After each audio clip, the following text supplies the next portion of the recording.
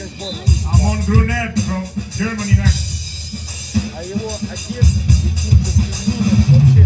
Опа! Павлограда переехали. В Украину. Она ушел, смотри, что-то. Который сейчас бомбят.